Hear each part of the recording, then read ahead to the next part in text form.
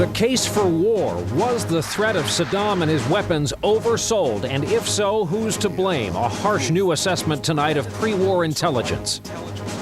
Trapped, the first calls for help. We can't get out. All the doors are locked. And the emotional account by Chicago firefighters of last week's high-rise tragedy that killed 6 people trapped in a smoky stairwell. Health benefits. Employers finding out that helping workers get fit is good for the bottom line. And the final flight, the elegant Concorde, takes off into the history books, saying goodbye to the jet that turned an ocean into a pond. From NBC News World Headquarters in New York, this is NBC Nightly News with Tom Brokaw. Substituting tonight, Brian Williams. Good evening. It is an explosive question. Was the case for war in Iraq made up? Was the threat of Iraq's weapons exaggerated by an administration that critics say was bent on invading a longtime enemy? The charges and countercharges are flying in Washington tonight. Did the CIA intelligence rely on circumstantial evidence? Did the White House really try to steer the evidence to push for war? We'll pause here, and when we continue, NBC News in depth. Companies deciding that healthy employees lead to a healthier bottom line for business. And later on, across the Atlantic at twice the speed of sound for the last time, saying goodbye to the Concorde. Up next, already crumbling schools getting badly fleeced. And later, he was there when it all started, and he was there again today when it all ended. NBC's Robert Hager, an eyewitness to aviation history and the supersonic Concorde. Come fly with me, let's fly away. For the past 3 decades or so, if you absolutely positively had to get to Europe quickly and had the money, you could. You could take the Concorde and race across the Atlantic.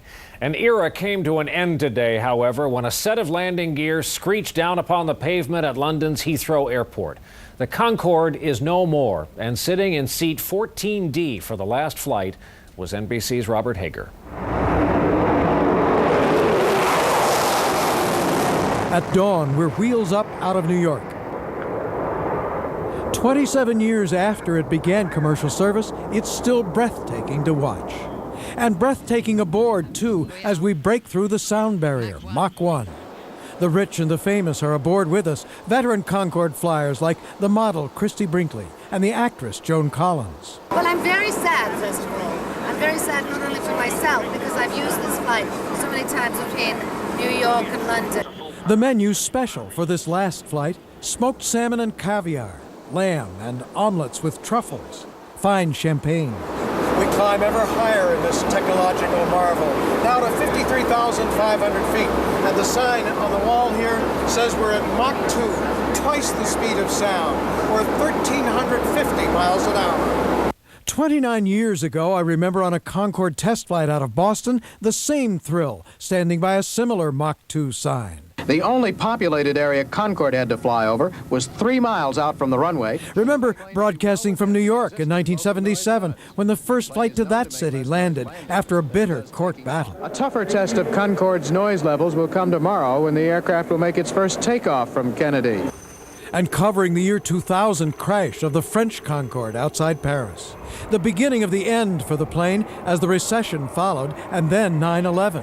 People stopped flying, especially on a plane that cost $9,000 a round trip. The future's in bigger, cheaper planes, not faster ones.